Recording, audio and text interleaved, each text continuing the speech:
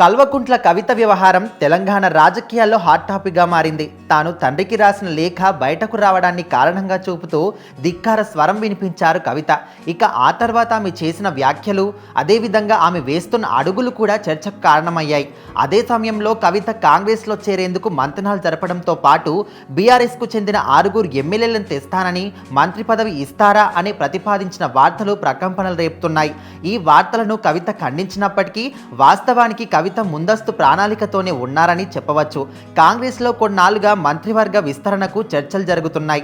అతి త్వరలోనే మంత్రివర్గ విస్తరణ ఉంటుందని పార్టీ నేతలు కూడా చెప్తున్నారు. ఆ అంశంపై చర్చించేందుకు సీఎం రేవంత్ రెడ్డి ఢిల్లీ వెళ్లారు. పీసీసీ అధ్యక్షుడు మహేష్ కుమార్ గౌడ్ కూడా ఢిల్లీలోనే ఉన్నారు. అయితే సీఎం రేవంత్ రెడ్డి ఢిల్లీకి వెళ్లే ముందు రోజే కవిత కాంగ్రెస్ అధిష్టానం ఎదుట పార్టీలో చేరే ప్రతిపాదనను, మంత్రి పదవి ప్రతిపాదనను తెచ్చారు. ఇక కవిత నుంచి వచ్చిన ప్రతిపాదనపై తెలంగాణ సీఎం రేవంత్ రెడ్డిని, పీసీసీ అధ్యక్షుడిని అభిప్రాయం అడిగింది కాంగ్రెస్ అధిష్టానం. అయితే తెలంగాణలో క్షేత్రస్థాయిలో నెలకొన్న పరిస్థితులు, బీఆర్ఎస్ కుట్రలు, ఫేక్ ప్రచారాల గురించి అవగాహన ఉన్న సీఎం రేవంత్ రెడ్డి ప్రస్తుత పరిస్థితుల్లో కవితను పార్టీలో చేర్చుకుంటే ప్రజల్లో కాంగ్రెస్కు చెడ్డ పేరు వస్తుందని చెప్పారట. అంతేకాకుండా ఆస్తుల పంపకాలు, పదవుల కోసమే కల్వకుంట్ల కుటుంబంలో విభేదాలు వచ్చాయని, ఇప్పుడు కవితను చేర్చుకుంటే ఆ గొడవలకు కాంగ్రెస్సే కారణమని ప్రచారం చేయడం ద్వారా బీఆర్ఎస్ సానుభూతికి ప్రయత్నిస్తుందని కూడా చెప్పారట. దీంతో కాంగ్రెస్ అధిష్టానం ఆలోచనలో పడింది.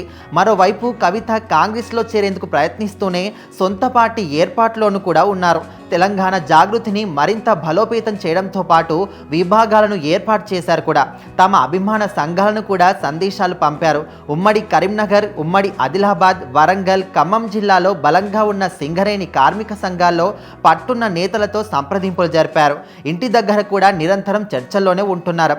అయితే క్షేత్రస్థాయిలో పరిస్థితులు ఇలా ఉంటే తాను కాంగ్రెస్తో మంతనాలు జరిపినట్టు వచ్చిన వార్తలను ఖండించారు కవిత. ఒకవేళ తన ప్రతిపాదనకు కాంగ్రెస్ ఒప్పుకుంటే ఆ వార్తలను ఖండించేవారు కాదేమో. అదే సమయంలో ఈ కార్ రేస్ కుంభకోణంలో నోటీసులు ఇవ్వడంపై కేటీఆర్కు అనుకూలంగా చిన్న ట్వీట్ కూడా వేశారు. తద్వారా తాను కాంగ్రెస్తో టచ్లో లేననే సందేశాన్ని ఇచ్చే ప్రయత్నం చేశారు. మొత్తం మీద కవిత పార్టీ ఏర్పాటు తీవ్ర ప్రయత్నాలు చేస్తున్నారని, కాంగ్రెస్లో టచ్లో ఉన్నారని, బీఆర్ఎస్ను ముఖ్యంగా కేటీఆర్ను దెబ్బ కొట్టేందుకు పట్టుదలతో ఉన్నారని ఆమె అనుచరులే చెప్తుండడం గమనార్హమైంది.